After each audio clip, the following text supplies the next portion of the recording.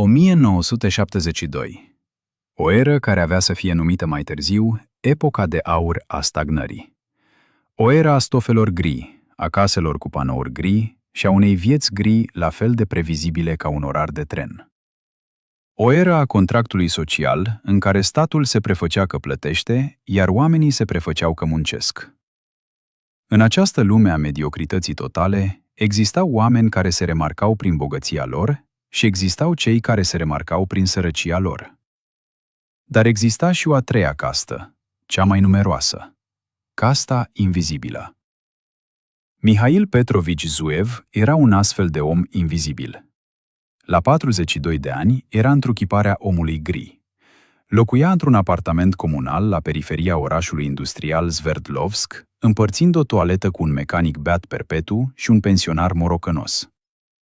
În fiecare dimineață își pregătea un terci subțire de cicoare în bucătăria comună, dând din cap în tăcere la reproșul vecinului său pentru că turnase din nou sifon pe aragaz. Apoi își punea singura haină de voiaj, ponosită până la coate, își ajusta ochelarii lipiți cu bandă izolatoare albastră, își ridica servieta umflată cu încuietoarea ruptă și dispărea în mulțimea la fel de cenușie care se îndrepta cu greu spre intrare. Era inginer superior în departamentul de control al calității de la o fabrică de materiale plastice. Salariul lui era de 120 de ruble.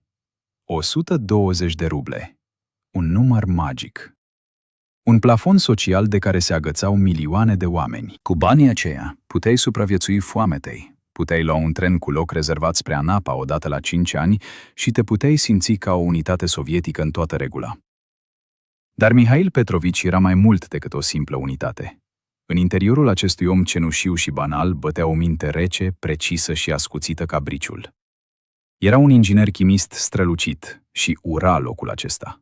Îl ura nu pentru sărăcia sa, ci pentru prostia sa. Ura sistemul în sine, construit pe absurditate.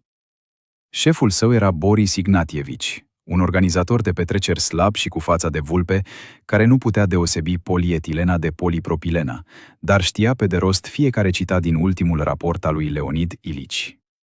În fiecare vineri la ședințe, Boris Ignatievici bătea cu pumnul în carafă și cerea promovări, întăriri și o primire cum se cuvine. Dar Mihail Petrovici a văzut ceva diferit. A văzut tone de granule de polimer austriece scumpe, cumpărate cu valută străină, putrezind în aer liber, deoarece șeful de personal încurcase etichetarea. A văzut cum noile mașini germane de turnare prin injecție, capabile să ștanțeze piese cu precizie de ordinul micronilor, stăteau nefuncționale pentru că uitaseră să comande matrițele necesare. A scris rapoarte, a propus modificări la ciclul de producție. A calculat cum ar putea fi reduse deșeurile cu 30% prin simpla ajustare a temperaturii de turnare. Și pentru asta îl urau. Boris Ignatievici îl ura, pentru că orice inițiativă însemna responsabilitate. Îl ura pe directorul de personal, pentru că Mihail îi intervenise în atribuțiile sale. Chiar și maestrul de atelier îl ura, pentru că o eficiență sporită ar duce doar la un singur lucru. Ministerul ar ridica imediat planul. Și planul este sacru. Nu poate fi depășit cu prea mult. Trebuie îndeplinit și chiar depășit puțin pentru a primi un bonus în trimestrul următor. Întreaga mașină gigantică nu funcționa pentru a produce piepteni și săpuniere. Funcționa pentru a produce rapoarte pe hârtie despre îndeplinirea celui mai recent plan. Și în acest sistem, o persoană inteligentă era mai periculoasă decât un dușman. Era un parvenit. Mihail și-a dat seama de asta. A încetat să mai scrie rapoarte. A tăcut. A încărunțit. Dar nu s-a oprit din numărat. Creierul său, lipsit de muncă adevărată, s-a transformat într-un calculator care înregistra fiecare gram de materii prime irosite, fiecare kilowatt-oră irosit. A mers acasă, iar numerele i-au dansat în fața ochilor. Nu a văzut zăpadă și noroi, a văzut bogăție. O bogăție vastă, nerevendicată, care putrezea sub picioarele sale. Un document a schimbat totul. Nu o depeșă secretă, nu un ordin ministerial, ci un raport trimestrial obișnuit, plin de degete privind consumul de materii prime. O rutină. Mihail Petrovici îl răsfoia în cabina sa din departamentul de control al calității sub zumzetul fals și deprimant al unei lămpi fluorescente. Cifrele erau familiare. aprobate la Institutul de Cercetare a Materialelor Plastice din Moscova în vremurile sărăcăcioase ale anului 1965. Consumul de granule de polistiren UPM 508 per pieptene bărbătesc, articol numărul 7b, 100 de grame. Mihail a înlemnit. Ceva în legătură cu acea cifră, văzută de sute de ori, l-a izbit brusc. Cunoștea acest pieptene. Era cel despre care primise cele mai multe plângeri, fragilitatea la fric. El însuși îi aprobase desenele și diagrama de proces cu 3 ani în urmă. Știa că vechile prese, datând din anii 1950, dinozaurii pe care îi văzuse dați afară, produceau într-adevăr o tonă de resturi, reziduri și materiale neterminate. Luând în considerare pierderile, foloseau într-adevăr 100 de grame de materie primă pentru fiecare piesă de 15 copeici. Dar fabrica funcționa de 3 ani cu noile mașini Quasi, fabricate în RDG, defectându-se și stricându-se. Mândria și bucuria lui Boris Ignatievici. Erau precise, rapide și eficiente. Mihail a deschis sertarul de jos al biroului său, unde își ținea notițele personale, neoficiale, lucru pe care îl făcea din pură curiozitate inginerească, ca să nu înnebunească de plictiseală. Și-a găsit măsurătorile de acum 2 ani, luate în timpul recepției acestor mașini Quasi. Consumul real de materie primă pentru noua mașină, ținând cont de toate ciclurile, era de 70 de grame. Nu 100, 70. 30 de grame din fiecare pieptene. 30 de grame de polistiren scump și rar au fost trecute ca fiind standard și irosite. 30 de grame pur și simplu au dispărut în aer, în rapoarte, la rubrica pierderi de producție. Mihail a apucat un ciot de creion. Degetele îi tremurau ușor. Planul atelierului era de 10.000 de piepteni pe lună. Acesta era planul oficial, subtil, pe care atelierul se chinuia întotdeauna să le respecte până pe 25. 10.000 de ori 30 de grame sunt egal cu 300.000 de grame. 300 de kilograme de materie primă inexistentă în fiecare lună. 300 de kilograme de polistiren scump și rar, pur și simplu evaporându-se în aer. Și asta doar pentru pieptenii de un ban. Și apoi erau săpunierele, și apoi erau nasturii, și apoi erau piramidele pentru copii, unde standardul era aproape dublat. I s-a tăiat respirația. S-a dus la fereastra murdară. Jos, în curtea fabricii, șeful departamentului de producție, Matvei Semionovici, un bărbat viclean cu aspect de vulpe, cu o căciulă de blană și apărătoare pentru urechi, supraveghea încărcarea. Oficial se încărcau rebuturi pentru reciclare, dar Mihail, ca toți ceilalți de la fabrică, știa ce fel de reciclare era aceasta. A văzut mai multe pungi perfect bune de plastic topit, încărcate nu într-o basculantă obișnuită, ci într-un camion banal de 1,5 tone, parcat lateral. Matvei Semionovici fura, dar fura la scară mică, ca un șobolan. Fiura materii prime și le vindea unor muncitori la fel de mărunți din subteran. Aceștia topeau aceste rebuturi în șoproane, folosind prese artizanale, pentru a face brichete urâte sau capace de toaletă rare. Era periculos. Departamentul de control al criminalității organizate îl supraveghea probabil pe Matvei. L-ar fi putut prinde la poartă cu pungile astea. Și în ce scop? Pentru 100 de ruble. Creierul lui Mihail, obișnuit cu analiza sistemelor, lucra cu o viteză amețitoare. De ce să fure materii prime, riscând să fie prins în timp ce le transportă? De ce să le vândă pe niște bănuți acestor artizani? La urma urmei, totul este deja aici. Utilajele, electricitatea, muncitorii, totul este plătit de stat. Trebuie doar să facă un ciclu suplimentar. Planul este de 10.000 de piepteni. Dar din materiile prime care ajungeau efectiv la fabrică la cota oficială de 100 de grame, ar putea face nu 10.000, ci 14.285 de piepteni. 4.285 de piepteni pe lună. Nu există. Nu apar în documente, nu apar în rapoarte. Nu sunt contabilizați. O fantomă. Și această fantomă ar putea fi vândută. Prețul oficial al unei pieptene roșu într-un magazin universal este de 15 copeici. Dar cel negru, elegant, semi-importat, care putea fi fabricat din aceeași materie primă prin simpla adăugare de colorant, costa o rublă pe piața neagră, de la forțovșchicii și de la țiganii de la gară. 4.000 de piepteni costau 4.000 de ruble pe lună. Salariul său anual era de 1.440. Se uita pe fereastră la curtea cenușie, la Matvei Semionici, la mizerabilul camion de 1,5 tone. Nu simțea frică, ci dezgust față de furtul mărunt și o amețeală fizică amețitoare din cauza enormității găurii care se deschisese în fața lui. Sistemul nu era doar prost, era orb. Cu reglementările sale absurde, crease un imperiu al umbrei care trăia în interiorul lui ca un parazit. Planul era un paravan, dar economia reală, banii adevărați, erau aici, în acele 30 de grame de plastic pierdut. În seara aceea, Mihail Petrovici Zuev, un bărbat gri într-o haină de voiaj, a mers spre casă într-un mod neobișnuit. Nu privea în jos. Se uita la fabrica sa, dar nu mai vedea o închisoare. Își vedea propria mină de aur. Mina de aur era deasupra capului, dar săparea în sine ar fi fost o sinucidere.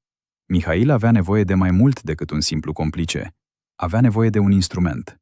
Avea nevoie de cineva din interiorul sistemului, cineva deja versat în furturi mărunte, suficient de laș pentru a fi manipulat și suficient de lacom pentru a-și asuma riscuri. Avea nevoie de același șef al departamentului de filmare, Matvei Semionovici. Matvei Semionovici era exact opusul lui Zuev. Dacă Mihail era un bărbat gri din disperare, atunci Matvei era unul prin vocație. Mic, agil, cu ochi de vulpe care săgeau mereu și palme umede. Era un șobolan clasic de depozit. Biroul său din depozitul de produse finite era galben fumuriu, plin de facturi contrafăcute și mirosea a vin de Porto ieftin. Trăia după principiul fura fiecare cui din fabrică. Fura mărfuri defecte, le trecea în revistă drept pierderi și pierderi de greutate. A creat un sistem complex de furturi mărunte care îi aducea 50 până la 60 de ruble în plus pe lună. Se considera un geniu al economiei subterane și era îngrozit de SSOBKH, Departamentul de Combatere a Furtului de Proprietate Socialistă. Mihail venea să-l vadă seara, când fabrica era deja goală, și se auzea doar zumzetul surd al compresoarelor din ateliere. A intrat în dulapul departamentului de personal, fără să bată la ușă. Matvei Semionovici tocmai număra un pachet de bancnote mototolite de 3 ruble ascunse într-o cutie de moști de gaze. Văzându-l pe inginerul de la departamentul de control al calității, s-a făcut atât de palid, încât fața lui era de aceeași culoare ca peretele murdar. Pentru el, omul de la departamentul de control al calității era mai înfricoșător decât procurorul. Petrovici, ce s-a întâmplat? A croncănit el încercând să ascundă cutia cu corpul său. Mihail a închis în tăcere ușa în urma lui. Nu s-a așezat. S-a oprit deasupra lui Matvei, iar inginerul gri și discret i s-a părut dintr-o dată cameramanului mai înfricoșător decât orice gangster. Furi, Matvei Semionovici? Nu era o întrebare, ci o afirmație. Despre ce vorbești? Da, sunt Boris Ignatici, a țipat Matvei sărind în sus. Liniște, calm, a spus Mihail. Și acest ton calm l-a speriat și mai tare pe Matvei. Furi mărunt, prostește și periculos. Riști 5 ani de închisoare pentru 300 de ruble. Cari saci cu mărfuri defecte, te vor prinde la poartă și ăsta va fi sfârșitul carierei tale. Matvei tăcea respirând greu. Și-a dat seama că nu era o inspecție standard. Nu am venit să te prind, a continuat Mihail. Vocea lui era calmă, aproape hipnotică. Am venit să-ți spun că furi lucrurile greșite din locul nepotrivit. A scos același raport trimestrial din servietă și l-a aruncat pe masă. Pieptene bărbătesc, articolul 7b. Rată de consum 100 de grame. Ei bine, 100. Matvei nu a înțeles. Iar consumul real este de 70. 30 de grame din fiecare pieptene sunt doar aer pe care îl irosești. 10.000 de piepteni pe lună înseamnă 300 de kilograme de materie primă. Acum, Matvei Semionovici, calculează câți piepteni se pot face din acești 300 de kilograme. Ochii lui Matvei au încetat să se miște. S-au mărit încet în timp ce calcula mental. Buzele îi se mișcau în tăcere. 4.000, spuse el. 4.285, îl corectă Mihail. Necontabilizați. 4.000 de faguri care nu există în natură, care nu ar trebui furați, care trebuie doar fabricați. Dar cum? Cum să facem asta? Șopti Matvei. Asta e preocuparea mea, izbucni Mihail tăios. Cum facem ca mașinile să funcționeze noaptea? Cum îl ținem pe maestrul de atelier liniștit? Cum facem ca totul să corespundă în rapoarte? Preocuparea mea. Producția este a ta, Matvei Semionovici, ceea ce faci tu cel mai bine. Depozitare și transport. Nu materii prime, ci produse finite.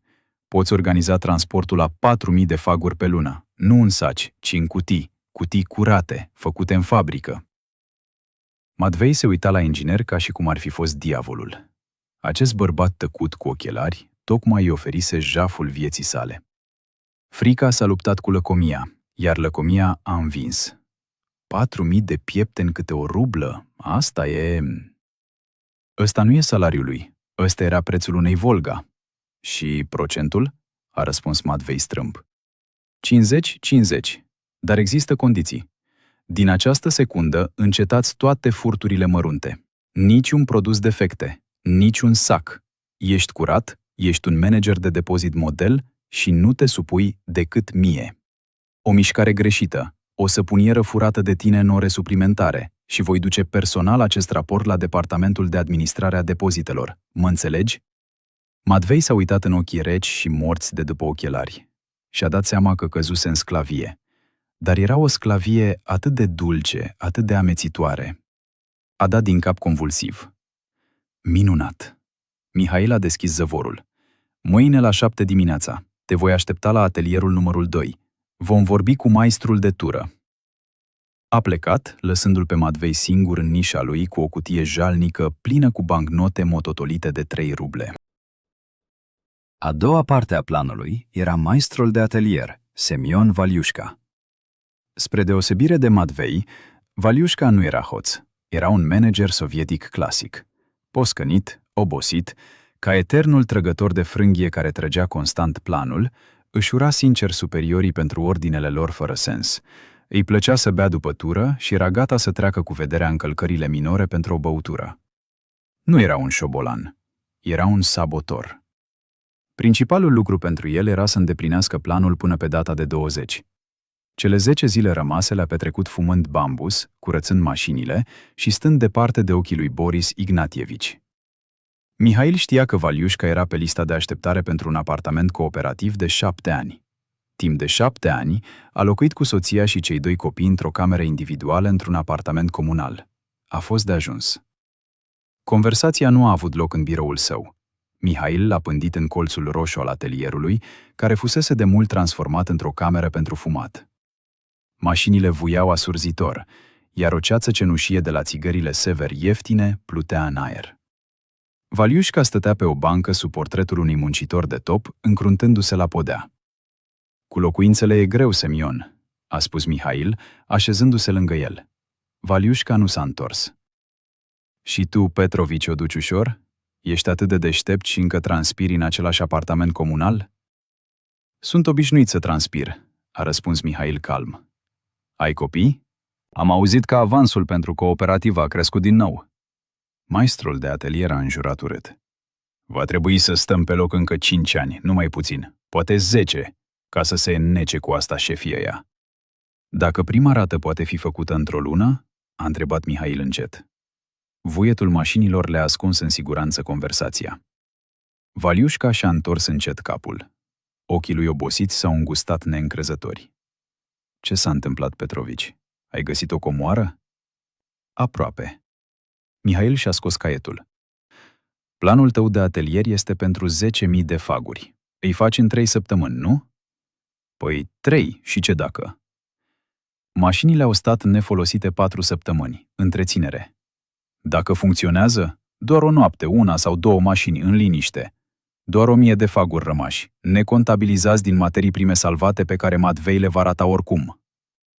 Valiușca a înțeles totul dintr-o dată. Fața i s-a făcut de piatră. Ăsta, Petrovici, nu e doar un lichior. Acesta este articolul 88, partea a doua. Furt la scară largă. Și dacă este vorba de un grup de oameni, pedeapsa cu moartea este cea mai înaltă măsură. Execuția. Execuția prin împușcare este atunci când fur de la stat. Și noi nu furăm, noi producem. Din ceea ce statul a deja radiat, aruncat. Statul își va primi cota înainte de termen. Boris Ignatievici va primi un bonus, iar noi vom primi un bonus pentru diligența noastră. L-a privit pe maestru direct în ochi. 300 de ruble cash pentru o noapte, când vei sta pur și simplu în dulap și nu vei vedea nimic. 300 de ruble era salariul lui pe 2 luni. Era chiar prima plată.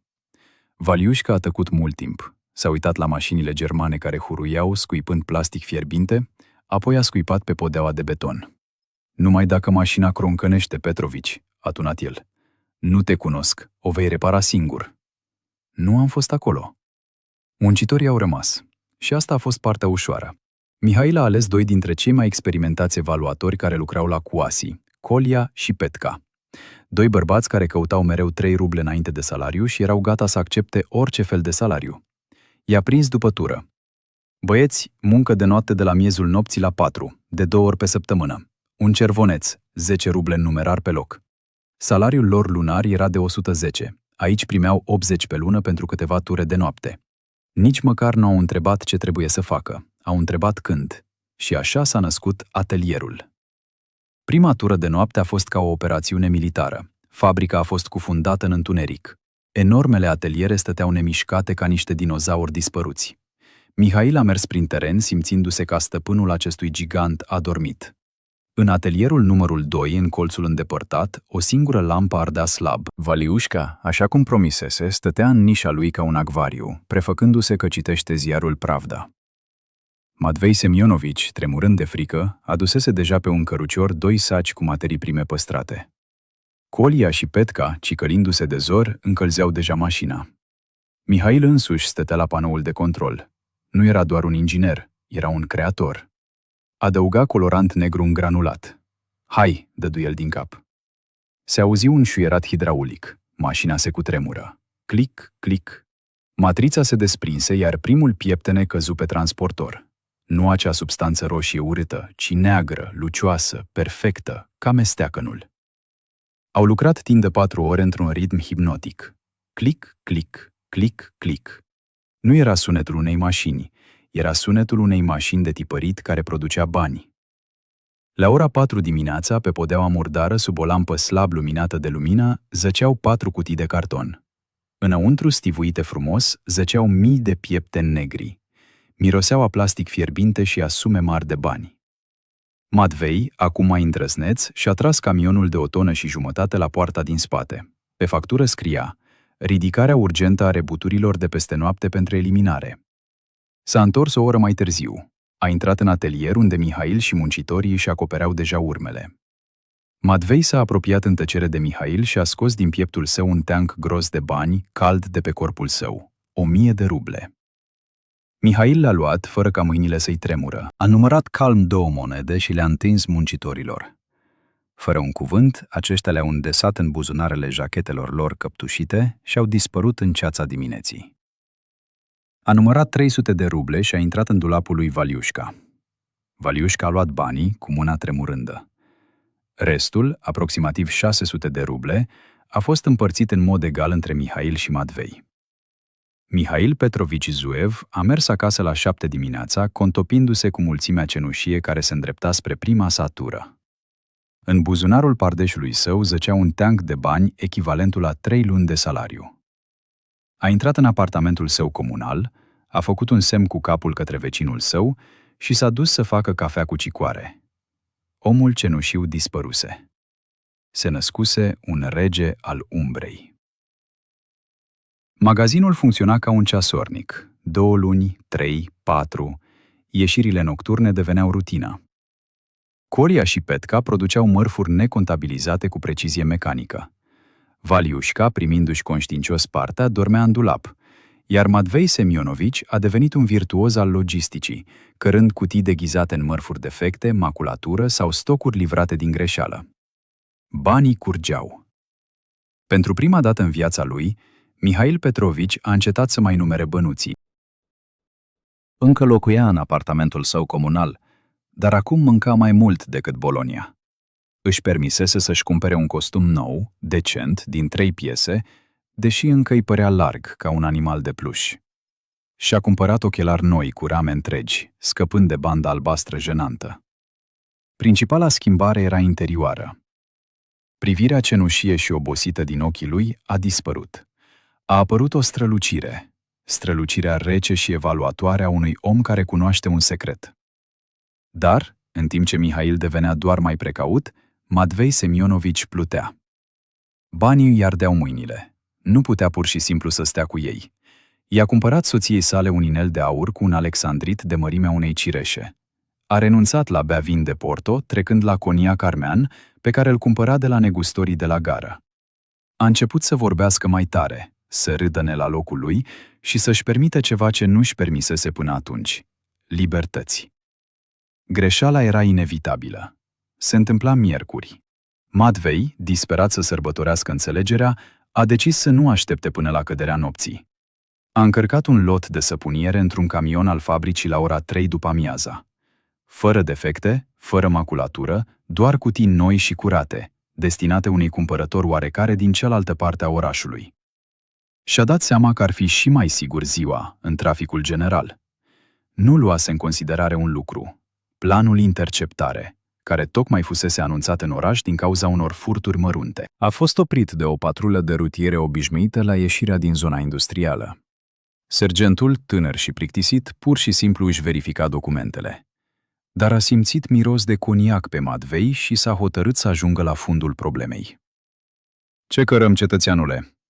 "Doar inventar." "Deschide." Un camion. Când sergentul a văzut teancuri de cutii noi nouțe cu inscripții de fabrică, iar Matvei nu a putut să le ofere nimic în afară de un bilet de colectare a gunoiului mototolit, lucrurile au luat o întorsătură proastă. Mihail a aflat despre asta o oră mai târziu. Valiușca l-a sunat. Matvei a fost păcălit. Polițiștii rutieri. Pentru Mihail, lumea se micșorase la dimensiunea dulapului său din departamentul de control al calității. Era sfârșitul, știa clar. Acum Matvei avea să cedeze. Avea să renunțe la toți. La Valiușca, la muncitori și la Zuev, organizatorul său. Deja auzea corbul negru oprind în fața casei sale. Instinctiv a deschis sertarul biroului unde se afla partea lui din ultima afacere. Un teanc de bani legat cu un elastic. Dovadă. A stat așa 2 ore, dar nimeni nu a venit după el. Matvei s-a întors la sfârșitul turei, palid ca moartea și complet treaz. "L-au lăsat să plece?" a întrebat Mihail. "L-au lăsat să plece," a șuierat Matvei. "S-a dovedit a fi un sergent bun.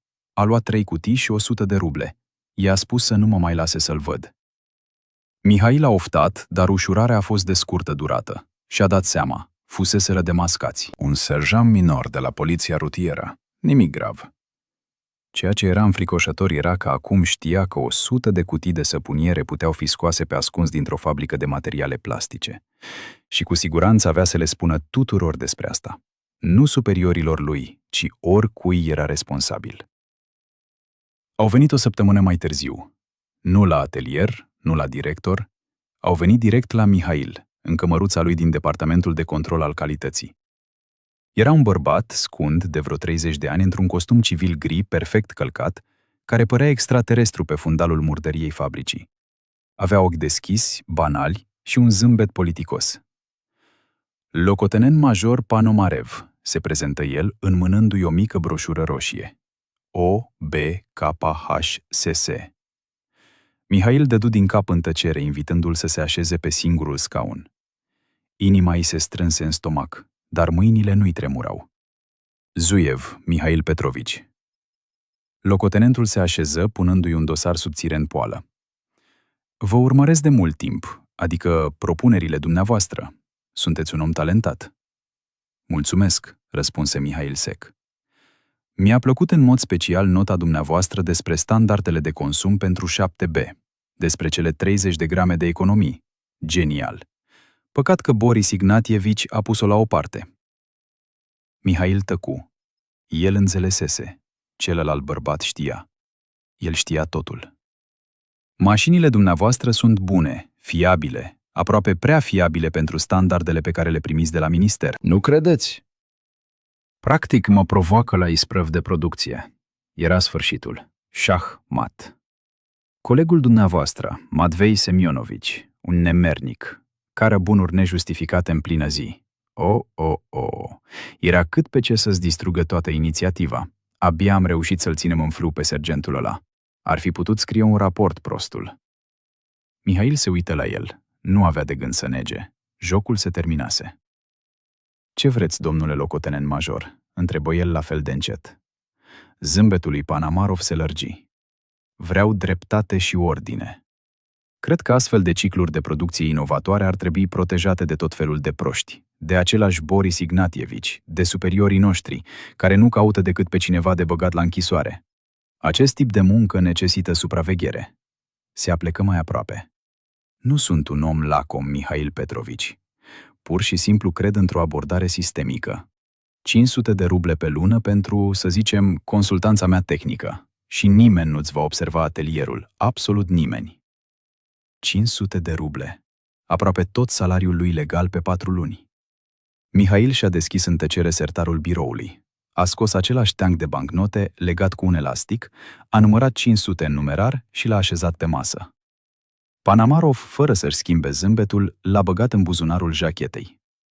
Mă bucur să lucrez cu tine, Mihail Petrovici. Voi trece pe la tine la începutul fiecărei luni. Mult succes în demersurile tale. S-a ridicat și a plecat. Mihail stătea singur, iar adrenalina s-a retras, lăsându-i un gust acrișor în gură. Tocmai comisese cea mai odioasă crimă din ierarhia sovietică. Delapidarea, mituirea unui funcționar. Nu mai era doar un muncitor în atelier, nu mai era un inginer care înșelase sistemul. Devenise parte a acelui sistem. Își cumpărase un acoperiș și acum era prins în capcană. Nu se putea opri. Dacă se oprea, Panomarov l-ar fi denunțat imediat ca să-și acopere spatele. Trebuia să muncească pentru el însuși, pentru Matvei, pentru Valiușca, pentru muncitori și pentru OBKHS. Au trecut 5 ani, 1977. Era socialismul dezvoltat. Brejnev, bolnav și deja pe jumătate mort, recensa parade, iar țara trăia într-o stabilitate bine hrănită, grea, asemănătoare Mahmurelii. Pentru Mihail Petrovici Zuev se părea că nimic nu se schimbase.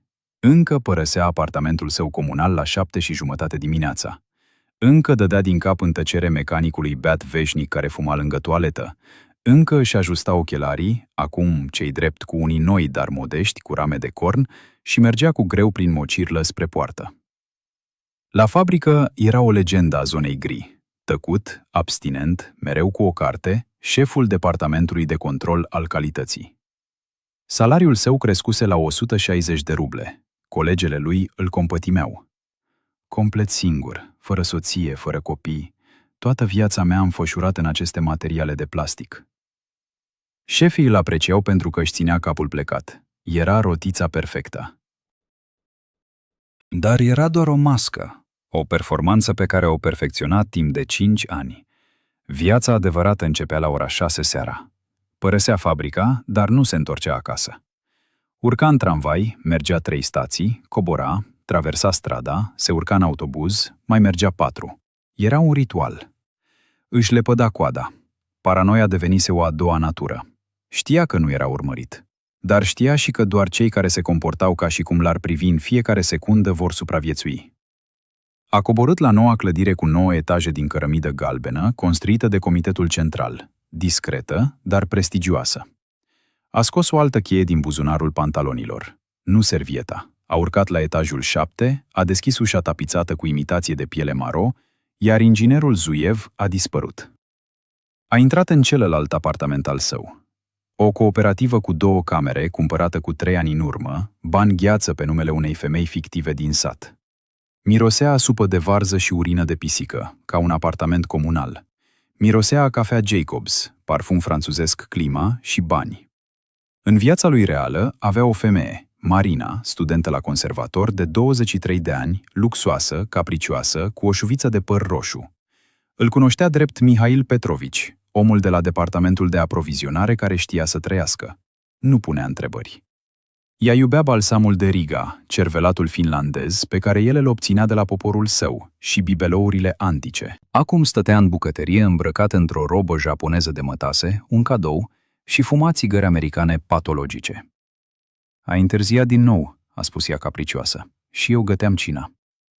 Pe masă nu era o șnițel cu piure de cartofi, ci nisetru afumat la cald și o sticlă de moscovskaya glazurată.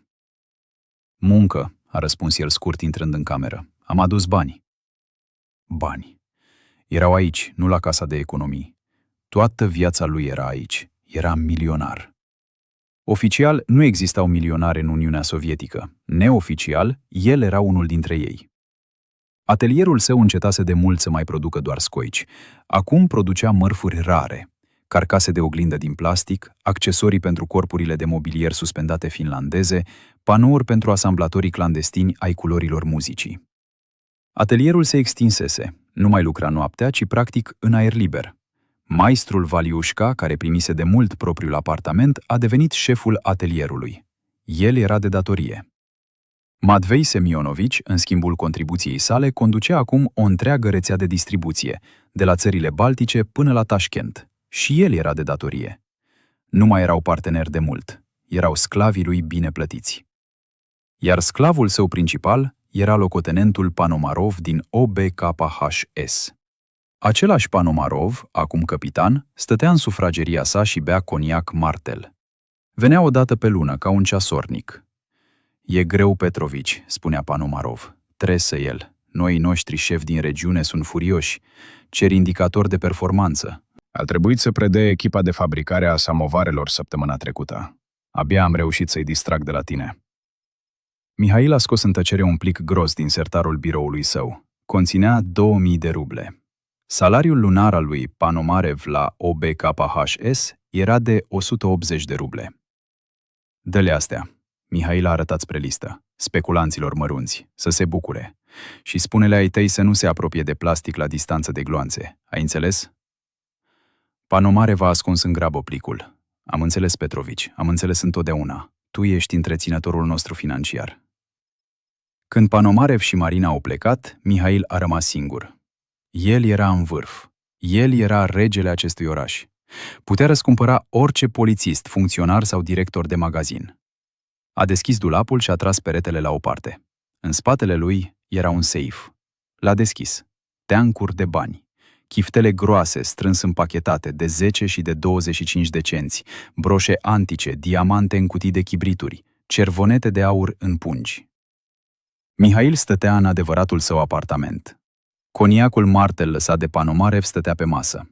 Marina, amanta lui, plecase la teatru. Rochii Dior cumpărate cu 300 de ruble de la forțele de ordine.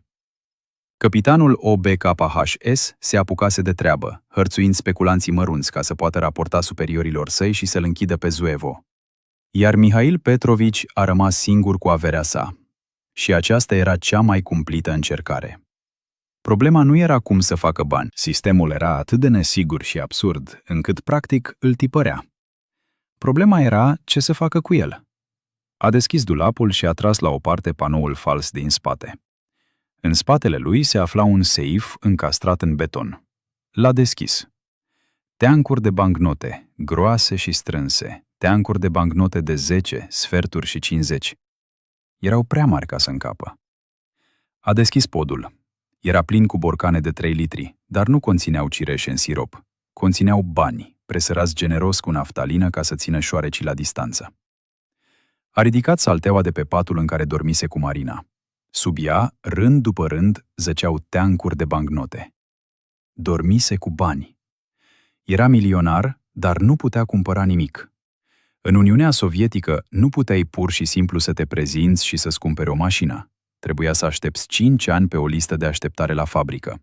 Și când îți venea rândul, trebuia să aduci la casa de economii nu doar banii, ci și dovada venitului. Cetățeanule Zoev, cum ai reușit tu, inginer cu un salariu de 160 de ruble, să obții 4.000 pentru un ziguli?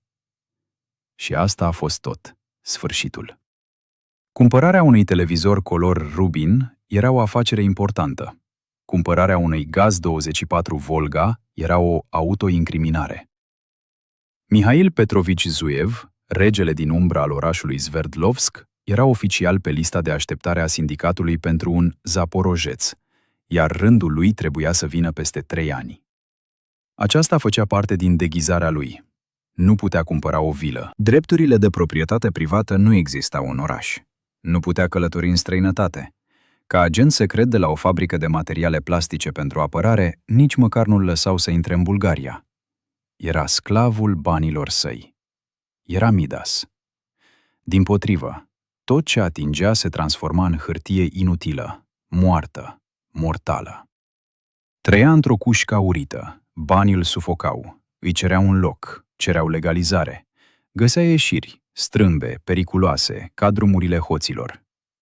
Prima cale de ieșire, suflete moarte. Ar găsi pe cineva prin intermediul contactelor sale, prin intermediul lui Panomarev însuși, care tocmai câștigase o sumă mare la loteria de stat, să zicem 10.000 de ruble. Mihail s-ar întâlni cu această persoană norocoasă, i-ar da 15.000 în numerar și ar lua în schimb biletul câștigător. După aceea ar merge la casa de economii, ar prezenta biletul și ar primi oficial cele 10.000 câștigate cinstit. Tocmai spălase 10.000, pierzând 5 în acest proces. Acesta era prețul legalității. Cu acești bani putea cumpăra un Volga de la un speculant la un preț triplu. A doua cale de ieșire. Comori atemporale. Lucruri care nu aveau preț oficial și nu necesitau înregistrare. A cumpărat antichități. Prin intermediul unor persoane interpuse, a vizitat apartamentele profesorilor pe moarte și ale foștilor nobili, cumpărând picturi de maestri vechi, icoane în rame groase, înnegrite de timp și porțelan. Nu înțelegea nimic despre asta, dar instinctul său de inginer îi spunea: aceasta este o modalitate compactă de a păstra averea. Și în al treilea rând, și cel mai important, diamante și aur. A găsit o modalitate de a contacta directorul unei fabrici locale de bijuterii. A cumpărat de la el diamante iacutice necontabilizate, pietre neșlefuite, tulburi care arătau ca sticla. A cumpărat aurul, nu în lingouri, ci în cervonete bătute în epoca țaristă. Erau păstrate în săculeți mici, ascunse în țeava toaletei sale reale. Stătea în apartamentul său luxos, după standardele sovietice, plin de bani și frică. Fiecare bătaie în ușă îi făcea inima să se oprească. Sunt ei? O, B, K, H, S, S, K, G, B, oricine. Fiecare străin din curtea clădirii sale comunale gri. E un hoț, un agent de supraveghere. Fiecare privire piezișă pe care o arunca Boris Ignatievici la o întâlnire însemna că știa ceva. Trăia în iad. Apartamentul său comunal era o închisoare a sărăciei. Acest apartament devenise o închisoare a bogăției. Nu putea avea încredere în nimeni. Matvei îl putea pândi dacă punea o presiune pe el. Valioșa putea să vorbească când era beat. Panomarev îl putea vinde superiorilor săi pentru o stea în plus pe bretele. Marina putea pleca la altcineva, să ia câteva pachete de marihuana și să vorbească. Era complet singur. Un stăpân al lumii căruia era frică de propria umbră. Se duse la fereastră. O Volga neagră era parcată jos, una obișnuită. Poate că venise vreun oficial în vizită sau poate... Mașina a stat acolo o oră, 2. Mihail nu putea mânca sau bea. Stătea în întuneric și se uita la ea. Asta era viața lui. O frică perpetuă, lipicioasă, paranoică. Își crease un sistem care îl hrănea, iar același sistem îl putea devora în orice moment. Frica care fusese înrădăcinată în el ca o boală cronică s-a dovedit profetică. Problema nu venea de unde se aștepta, nu de la Matvei, nu de la Marina și nu de la Boris Ignatievici. Venia de sus. Într-o seară, clopoțelul prestabilit a sunat în apartamentul său real. 2 scurte, unul lung. Era Panomarev. Dar nu sosise în ziua lui obișnuită de birou și nu era singur. Cu el era un străin, un bărbat foarte corpulent în civil, cu o privire grea și fixă care i-a strâns stomacul lui Mihail. Petrovici, sunt ai noștri. Panomarev, acum major, era palid. Calmul său obișnuit se evaporase. A făcut gălăgie încercând să-și așeze oaspetele, dar acesta din urmă a rămas în picioare lângă ușă studiind camera. Îl cunosc pe Mihail Petrovici, a spus Panomarev, vocea lui trădând un tremur. Aceasta este, să zicem, o organizație înrudită, responsabilă și de afacerile economice. KGB-ul, și-a dat seama Mihail. Acesta nu era OBKHS-ul, era un birou. Omul KGB-ului a traversat în tăcere camera. Nu se uita la Mihail, ci la lucruri. dulapul finlandez de pe perete, magnetofonul japonez Sharp, pictura unui peisaj olandez de pe perete. Un original cumpărat cu 5.000. Privirea lui era ca un bisturiu. "Trăiești frumos, Mihail Petrovici," a spus el în cele din urmă. Vocea lui era calmă, lipsită de emoție. "Pentru un inginer cu un salariu de 160 de ruble? Chiar și cu bonusuri." "Câștiguri la loterie," răspunse Mihail automat. "Sunt norocos." "Norocos," dădu din cap bărbatul. "Toți ar trebui să fim atât de norocoși, mai ales fabrica dumneavoastră. Vă îndepliniți planul, nu faceți tam-tam, bravo." Se întoarse către Panomarev. "Și dumneavoastră, domnule major, nu faceți o treabă bună? Oamenii câștigă la loterie chiar sub nasul dumneavoastră, iar dumneavoastră habar n-aveți." Panomarev începu să transpire. Bine..." Bărbatul de la KGB se uită din nou la Mihail. "Moscova a trimis o comisie. Cazul bumbacului din Uzbekistan face ravagii. Caută procese spectacol. Numărul 1 al nostru," se referea el la primul secretar al Comitetului Regional de Partid, "chiar nu vrea să se găsească un astfel de proces aici. Nu-i place când străinii sapă prin zona lui. Ați înțeles?" Mihail dădu din cap. "Atelierul dumneavoastră e prea mare, Petrovici. Nu faceți piepteni, subminați stabilitatea economică a regiunii. Creezi o masă monetară necontabilizată. Ești o problemă? Ar fi trebuit să lucrezi mai liniștit. Dar Madvei al tău," a strâmbat el, "vorbește prea mult când bea. Și bea des. Ai fost demascat." Mihail a rămas tăcut. Și-a dat seama că protecția lui, Panomarev, pe care o cumpărase, nu mai funcționa. Ea însăși era sub controlul unei organizații ridicole. "Dar," a spus omul, "cum am mai spus, primului nu-i place când îi se bagă sub nas. Așa că am o propunere. Continuă să lucrezi, dar lucrează liniștit și nu lucrează doar pentru tine." A expus termenii și erau simpli. Panomarev, OBKHSS, era o grădiniță. Acceptau bani. O protecție adevărată era scumpă, 50%. Nu din profit, ci din cifra de afaceri.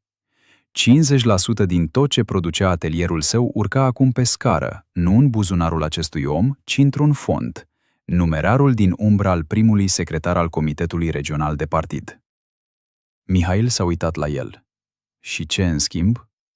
"În schimb," a zâmbit omul KGB pentru prima dată, "viața. Primești undă verde. Fabrica ta devine un model. Este eliminată din toate planurile de inspecție. Madvei al tău poate transporta produse chiar și în mașini blindate. Nimeni nu-l poate opri. Boris Ignatievici, șeful tău, se pensionează mâine din motive de sănătate, iar tu primești protecție la un nivel la care majorul Panomarev nu a visat niciodată. Devii omul nostru." Nu era o ofertă, era un ultimatum. Alegerea era între plutonul de execuție și un lanț de aur. "Sunt de acord," a spus Mihail. El a dat din cap. "Așa am crezut. Și dumneavoastră, domnule major, sunteți liber. Și ca să nu vă mai văd niciodată pe aici, vă veți primi partea prin intermediul meu, pentru că am dat semnalul la timp." Panomarev, palid, a ieșit din apartament ca un glonț. Și el tocmai trecuse de la statutul de constructor de acoperișuri la cel de servitor. Când au rămas singuri, membrul comitetului a scos o țigară Herțegovina Flor din buzunar. "Numele meu este Lev Borisovici. Nu este nevoie să mă sunați. Vă voi găsi eu însumi. Și nu uitați, Petrovici," a suflat el un șuvoi de fum. "Acum lucrați pentru sistem, iar sistemul nu iartă niciodată greșelile." Bărbatul a plecat. Mihail a rămas singur. S-a dus la bar și și-a turnat un pahar plin de martel. Îi tremurau mâinile. Tocmai renunțase la jumătate din imperiu, dar tocmai își cumpărase o viață. Ajunsese la un nou nivel.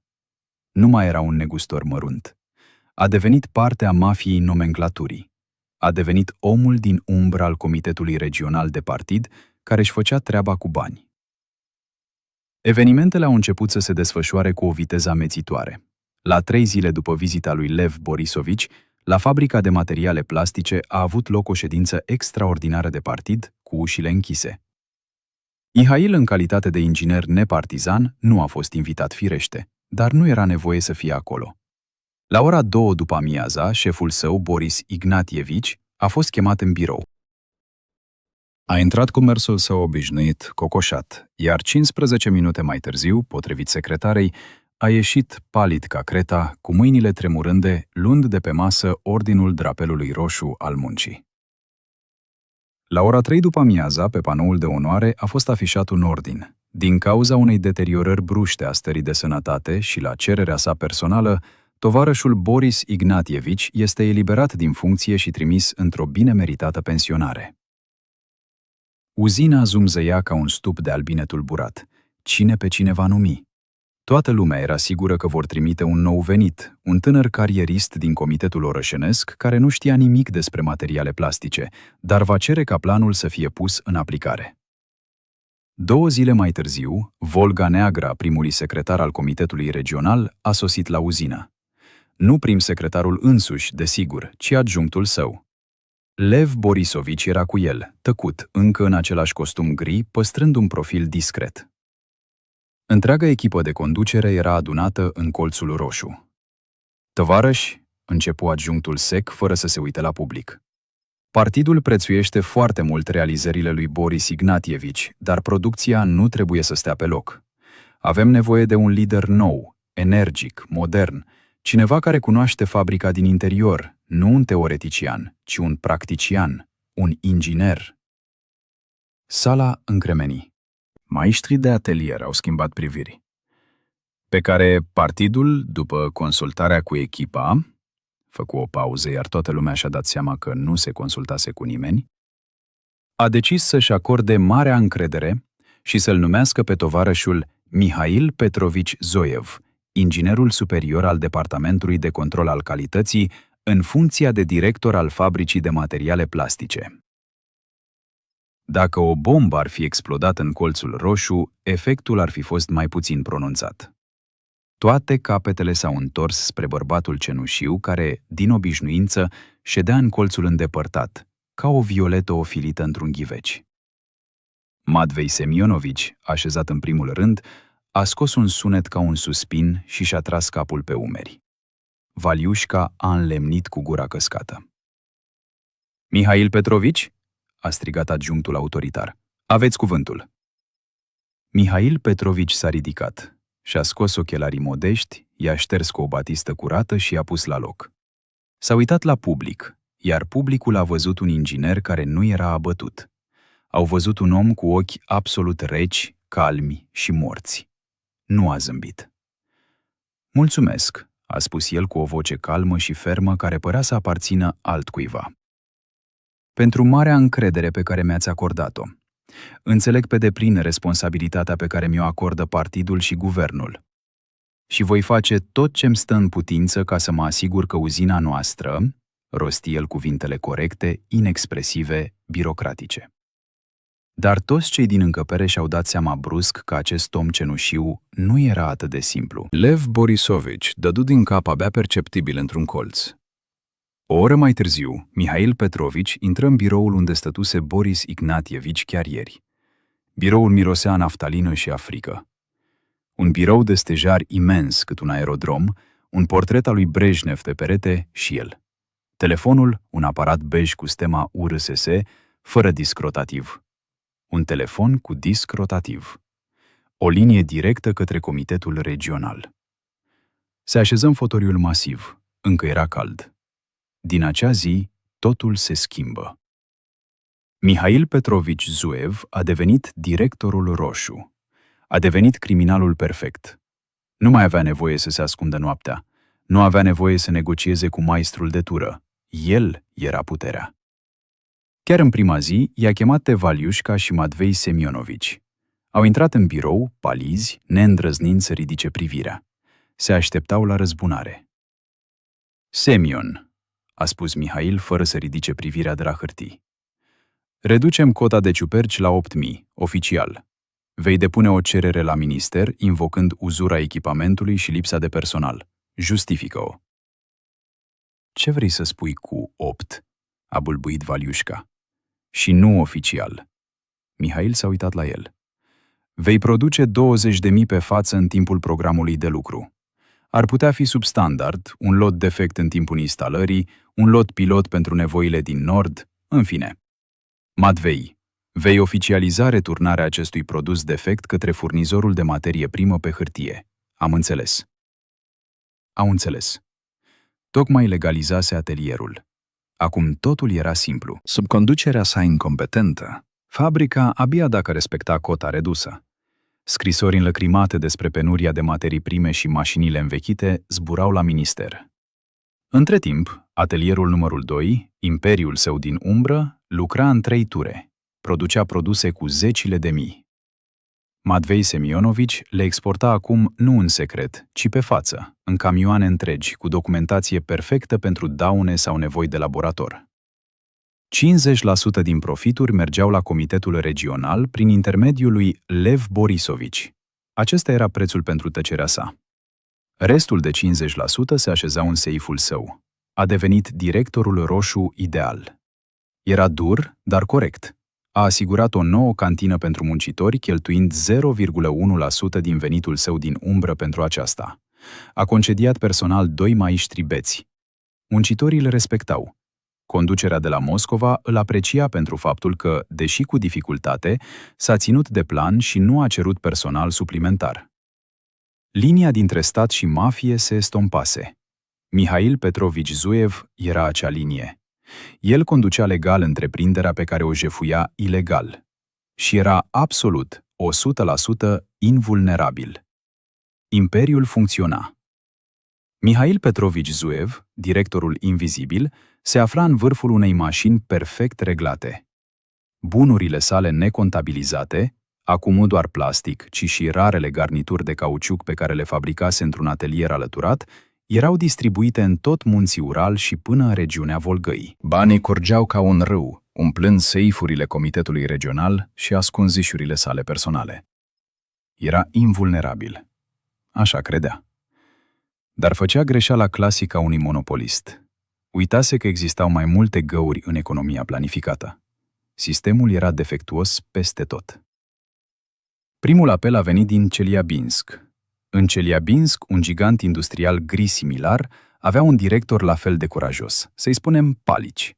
Și acest Palici deschisese exact aceeași gaură în fabrica sa de cauciuc. Producea aceleași rare sigilii Jiguli pe care le producea Mihail. Imperiile lor obscure, invizibile pe harta URSS-ului, se ciocneau pe aceeași piață neagră. Problema începea cu prețul. Turnișorii și falsificatorii, angrosiștii clandestini, simțind sângele, au început să vândă mărfurile la preț redus. De ce să cumpăr sigiliile tale cu 3 ruble când Palici mi-aduce unele din Celiabinsk cu 2,5? I-a spus principalul client al lui Matvei din Cuibușev. Piața de desfacere este fundamentul oricărui imperiu, iar această piață începea să se micșoreze. Mihail nu a acordat nicio atenție acestui lucru la început. I-a ordonat lui Matvei să mențină prețul și să caute acces la țările baltice. Dar la sfârșitul lunii, Lev Borisovici, ofițerul său KGB, a intrat în biroul directorului său. Era nemulțumit. Încetiniți ritmul, Petrovici, a spus el fără să se așeze.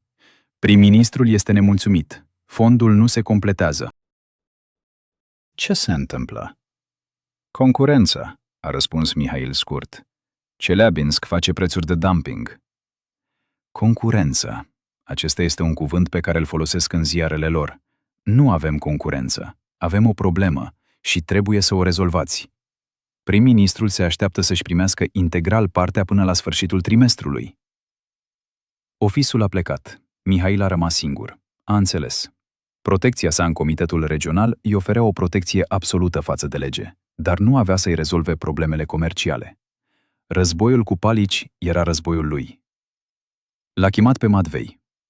Trimite camionul la Cuibușev la prețul nostru și spune-i clientului că dacă cumpără de la Palici, nu va mai cumpăra niciodată de la nimeni altcineva. Era o declarație de război.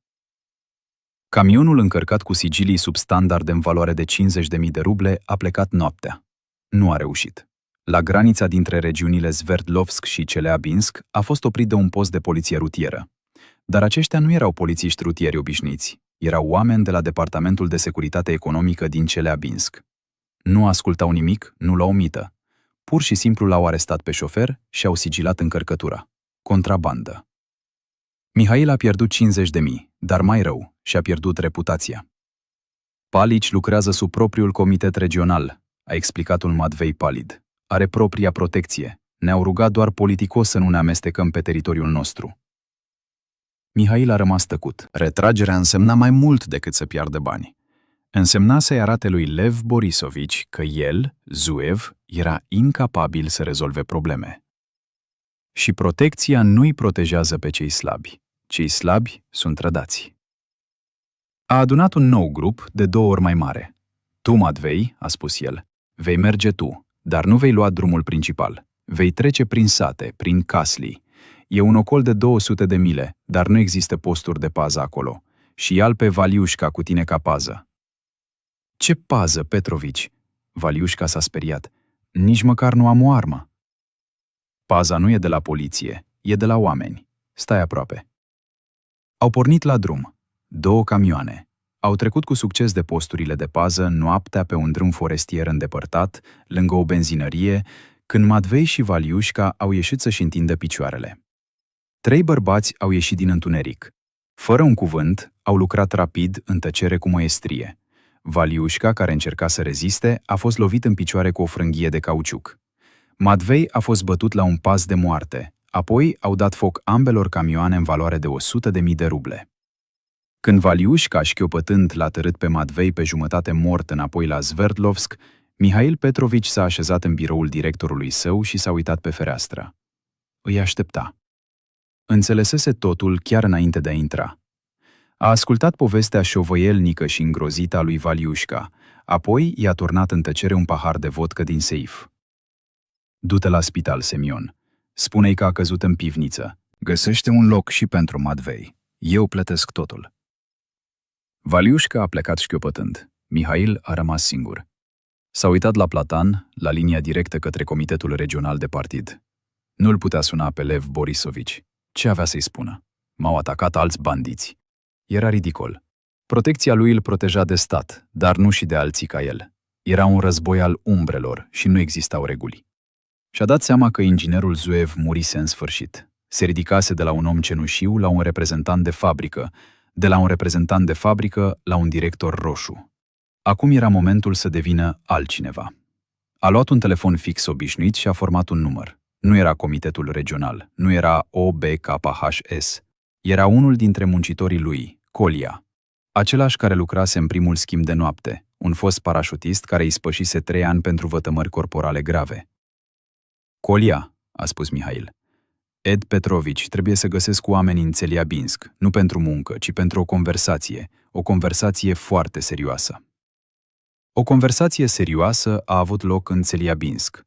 Colia, un fost parașutist, și cei 2 asistenți ai săi, foști deținuți pe care i-a găsit la baza orașului, au lucrat brutal, dar eficient. Nu l-au căutat pe Palici. Au găsit ceea ce era cel mai important pentru el, principalul său depozit ilegal de produse finite, deghizat în depozit de legume, la periferia orașului. Nu l-au jefuit. Pur și simplu, l-au ars din temelii, împreună cu mărfuri în valoare de 250.000 de ruble. Mihail Petrovici Zuev, directorul fabricii, i-a acordat personal lui Colia un bonus de 5.000 de ruble pentru munca sa reușită de eliminare a deșeurilor. Războiul intrase în faza sa fierbinte, iar răspunsul nu a întârziat să apară. O săptămână mai târziu, Mihail, conform vechiului său obicei, venea să petreacă noaptea în apartamentul său comunal. Acesta făcea parte din alibiul său. O dată pe săptămână petrecea noaptea acasă pentru a evita întrebările vecinilor. A intrat în camera lui sordidă de 10 metri și a înlemnit. I-a luat o clipă să-și dea seama ce nu era în regulă. Totul era la locul lui. Masa, scaunul, canapeaua lăsată. Dar mirosea a ceva străin. Mirosea a tutun scump, Dunhill. Pe biroul lui, acoperit cu un pahar, zăcea un șobolan mort, iar lângă el o cutie de chibrituri. Vecina lui, un pensionar mereu morocănos, s-a uitat pe ușa ei.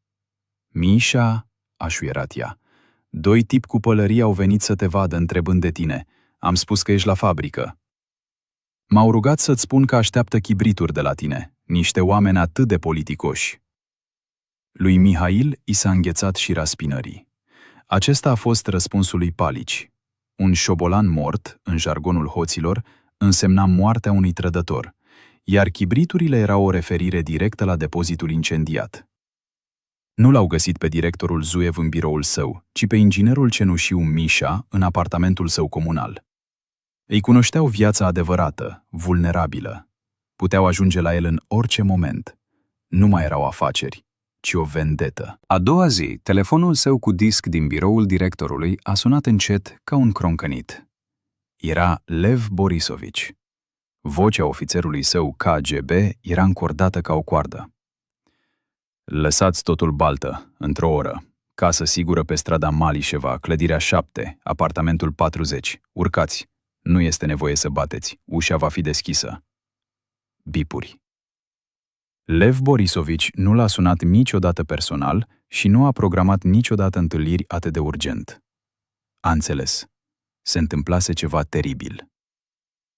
Războiul dintre el și Palici, dintre Sverdlovsk și Tseliabinsk, scăpase de sub control. Devenise prea zgomotos. Apartamentul de pe Malișeva era o clădire obișnuită din epoca stalinistă. A urcat la etajul 4. Ușa era într-adevăr întredeschisă. A intrat. Lev Borisovici era acolo, dar nu era gazda. Stătea lângă fereastră palid și fuma nervos. Pe un scaun din spatele camerei stătea un bărbat pe care Mihail nu-l mai văzuse niciodată.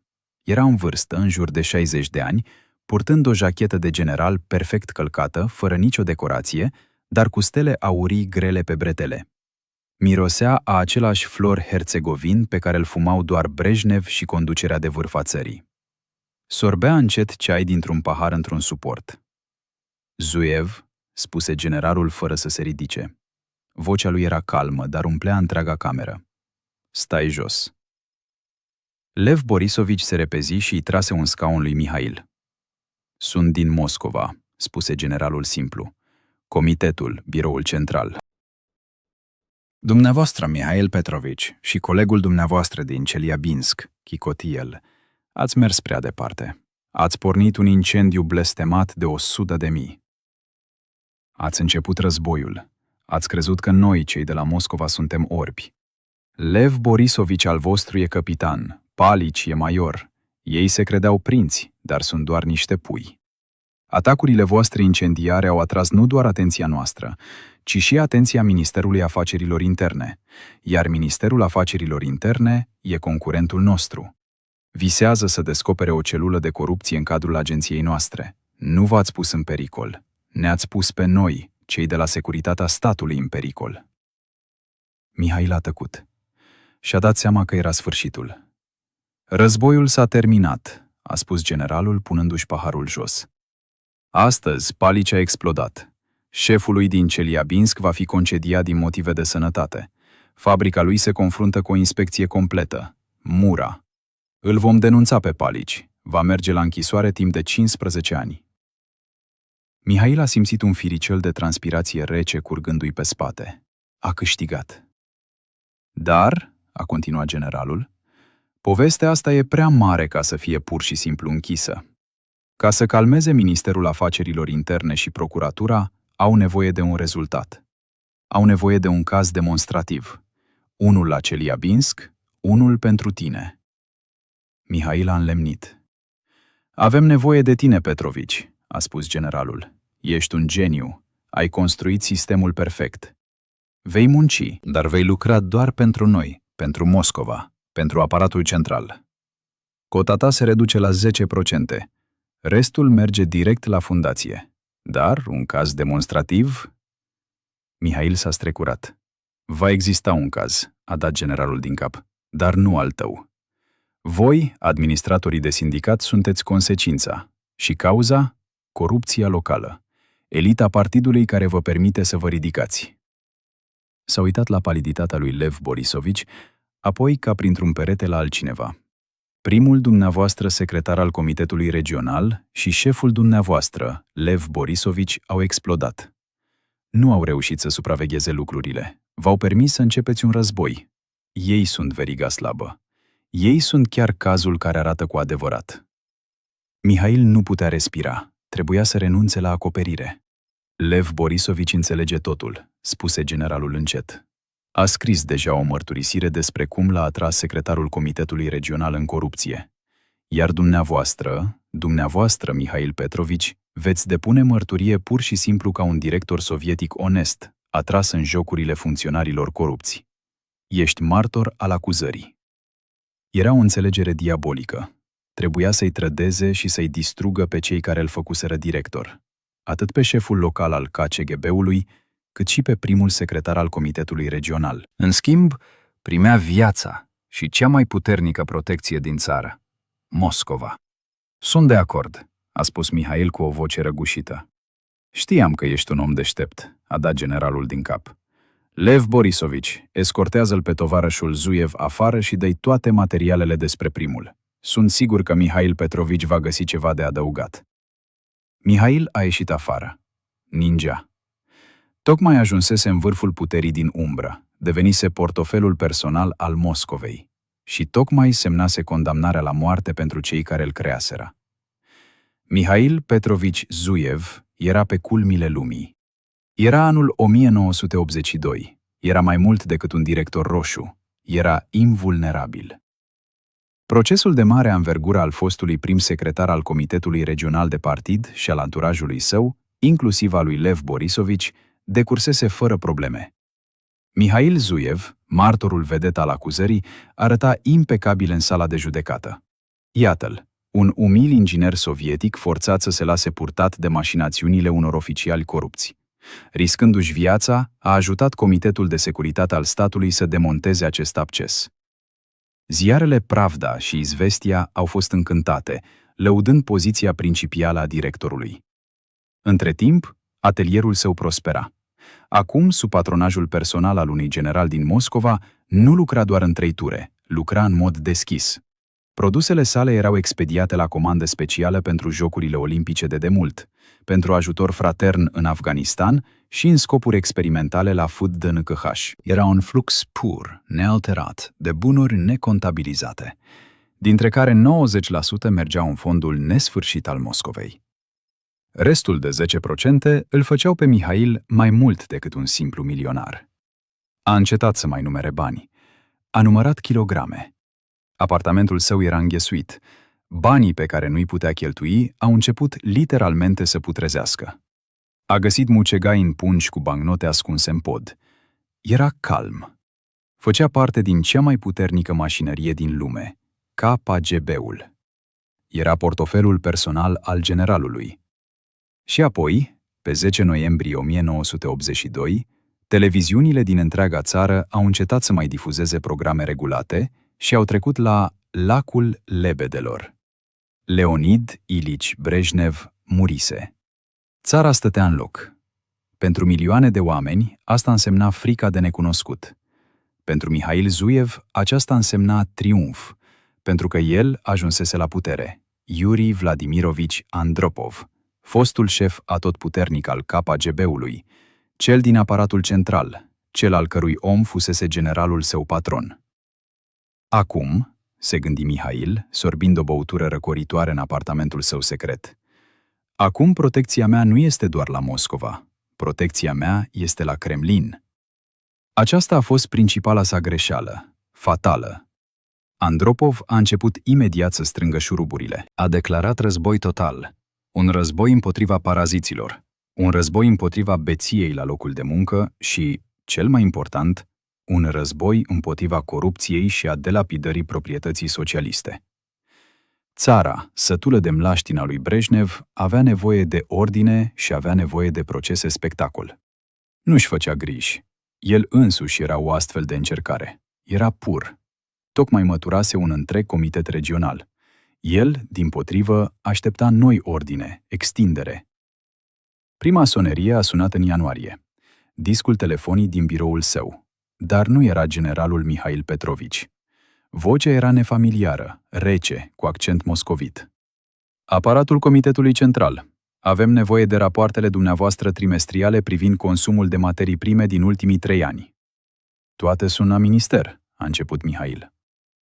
Avem nevoie de copiile și originalele jurnalelor dumneavoastră de laborator până în această seară. A sunat telefonul. Generalul nu a răspuns la telefon. Sunt ocupat, a explicat ajutantul său.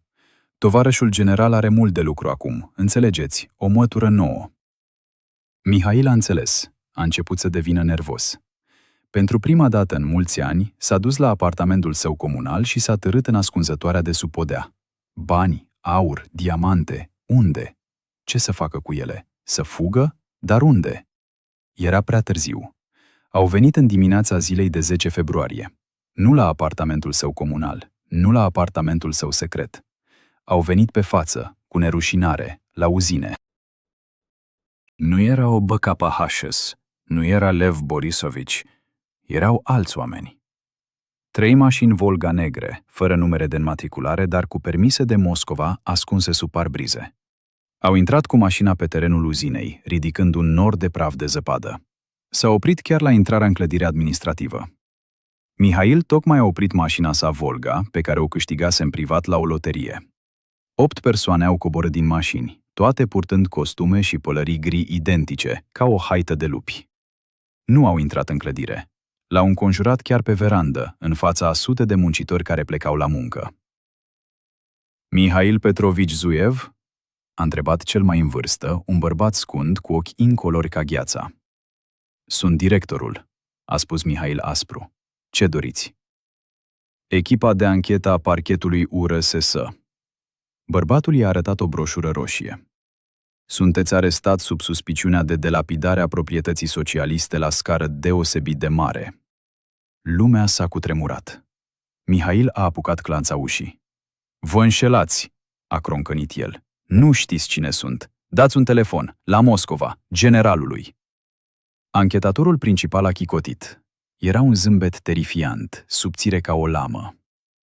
Generalul? Repetă el, savurând momentul. Și vă referiți la tovarășul general care conduce acum noua comisie a Comitetului Central pentru combaterea corupției și sabotajului economic? Suntem de la el. Mihail se uită la el neînțelegând. Vedeți, Mihail Petrovici, anchetatorul își coborî vocea.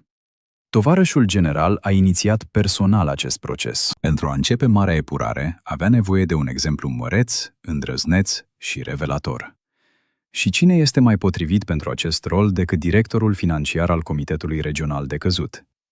Dumneavoastră înși v-ați depus mărturie împotriva lor, sunteți candidatul ideal. A făcut un semn. Dar eu sunt unul dintre ei, am lucrat pentru el, a țipat Mihail în timp ce 2 agenți i-au prins brațele la spate. Ai lucrat pentru fonduri, l-a corectat anchetatorul, scuturându-i cu dispreț un ful de zăpadă de pe haină. Și fondurile tind să se epuizeze. Tu erai portofelul și când portofelul se murdărește prea mult și știe prea multe, este aruncat. Cătușele i-au pocnit la încheieturi. Tovarășe general, a adăugat anchetatorul întorcându-se spre mașină. M-a rugat să-mi transmit recunoștința personală pentru cooperarea dumneavoastră. În timp ce Mihail Petrovici, uluit de trădare, era transportat la centrul de detenție preventivă al KGB-ului, alte 2 grupuri de anchetatori i-au deschis simultan viața ca pe niște cutii de conserve. Primul grup, de dragul aparențelor, a năvălit asupra apartamentului comunal. Era un spectacol pentru vecini. Mecanicul s-a trezit instantaneu, iar pensionara morocănoasă, care fusese chemată ca martor, era cât pe ce să fie lovită. Crezuse că Misha Zuev era un intelectual fără un ban, dar anchetatorii nu lucrau ca OBKPH-seul local. Nu au răsturnat salteaua. Au adus sonde și un detector de metale portabil. Au pipoit fiecare scândură a podelei și au găsit-o. Sub o scândură putredă, chiar sub canapeaua lui lăsată, într-o nișă smochinată, zăcea o ascunzătoare. 50.000. Pentru un apartament comunal era o avere uluitoare. O, Doamne! A fost tot ce a putut expira pensionarul, dar anchetatorul șef s-a strâmbat dezgustat. Strângele, a spus el tăios, e pentru țigări. Ne îndreptăm spre șantierul principal. Șantierul principal era chiar apartamentul cooperativei unde aștepta Marina. Grupul a intrat în apartament exact așa cum intrase în apartamentul comunal, dărâmând ușa cu piciorul. Marina, purtând doar o robă de mătase, a început să strige ceva despre un general și un apel la Moscova, dar a fost împinsă ușor la o parte, așezată în bucătărie cu un agent tăcut. Și apoi a început un pogrom metodic. Nu era o percheziție, era o autopsie. Au smuls tapiseria mobilei finlandeze cu cuțite. Au smuls peisaje olandeze de pe pereți și au spart ramele. Au scuturat borcane cu cereale și făină pe podea. Și în loc de hrișcă, au plouat cu diamante iacute tulburi, brute. Au deschis podul cu forța, iar borcane de 3 litri erau pline nu cu castraveți, ci cu teancuri strânse de monede de 25 de cenți și bancnote de 50 de copeici. Seiful este în spatele dulapului, tovarășe colonel, a raportat unul dintre agenți. Anchetatorul principal, același care îl arestase pe Mihail, a dat din cap. Era deja aici. Deschideți! Nu au deschis seiful cu cheie, l-au scos cu o torță. Când ușa încinsă a căzut pe parchet, chiar și agenții experimentați au rămas fără sunet. Seiful era plin. Teancuri de bani legați cu pangliși de bancă, pungi de catifea din care ieșeau broșe cu safire, inele și medalii antice. Cât este aici? A întrebat colonelul. Cam 1,5 milion, plus obiecte de valoare, a răspuns expertul evaluator care făcea parte din grup. Colonelul a clătinat din cap. Nu sunt destui, a spus el. Aceștia sunt bani de buzunar, lucruri pe care nu a avut timp să le ascundă. Continuați să căutați. Nu a putut păstra totul în numerar. Arde hârtia. Au început să bată în pereți, au smuls parchetul, au verificat ventilația. Gol. Apartamentul părea să fi dat totul jos. Colonelul stătea în picioare în mijlocul devastării încruntat. Ceva nu se legăna. S-a uitat la planul etajului, apoi a intrat în baie. Una standard, placată cu gresie cehă, greu de găsit. A bătut în peretele din spatele căzii. Sunetul era înfundat. Apoi a bătut în peretele de lângă bucătărie și din nou toc, toc, toc. Și apoi un șoc. Sunetul era diferit. Spargeți-o aici, a ordonat el arătând cu degetul spre gresie. Tovarășe colonel, există o construcție chiar aici, a început tehnicianul. Spargeți-o. 2 lovituri de baros și gresia s-a fărâmițat. În spatele lui nu a fost nicio luptă, ci zidărie proaspătă. Și iată-o, a zâmbit colonelul. Cărămizile au fost dărâmate în 10 minute. O altă ușă era blocajul. Una subțire de oțel căptușită cu azbest. Au forțat-o și cu o torță oxiacetilenică. Când ușa a fost deschisă, mirosul care venea dinspre ușă nu era umed, ci aur vechi și mucegai. Anchetatorii și-au luminat lanternele. Nu era o nișă, era o cameră. Camera secretă avea dimensiunea unei camere de depozitare pe care Mihail o separase de zona bucătăriei și era plină. Rafturi căptușeau pereții. Nu erau pline cu borcane, erau stivuite cu chervonete de aur ale țarului. Nu în saci, ci doar zăceau acolo ca lemnele de foc. Într-un colț se afla un sac de pânză deschis, din care se revărsau într-o grămadă diamante mari, aproape de mărimea ouălor de porumbel, iar pe podea se aflau icoane în rame groase pe care le cumpărase de la foștii proprietari. Dar acesta nu era lucrul principal. Lucrul principal se afla în centru. În mijlocul acestei camere secrete, de un soclu din cărămidă, se afla o cadă obișnuită din fontă, una sovietică standard, și era plină până la refuz cu aur. Sute, mii de monede de aur, Nicholas Sowers, 10 de monede Alexander, erau îngrămădite înăuntru ca niște cartofi. Întreaga echipă de anchetă stătea tăcută în prag. Chiar și colonelul era impresionat. Acesta nu mai era un atelier mic. Acesta era nivelul Gocranului. Aceasta era comoara unui imperiu subteran. Colonelul s-a apropiat încet de cadă. Și-a scos mănușa, și-a băgat mâna în cadă, adâncă până la cot, în aur greu, rece și viu. A luat un pumn. Monedele i-au curs printre degete, sunând înfundat în liniștea mormântală. S-a întors către agentul cu camera de filmat, care filma întregul proces pentru raport. Film, a spus el încet. Prim plan, film. Aceasta este o dovadă materială. Aceasta este o delapidare la o scară deosebit de mare. A rânjit. Iată, cada de aur a tovarășului Zuev. Țara ar fi încântată de ea. Procesul a avut loc în 1984.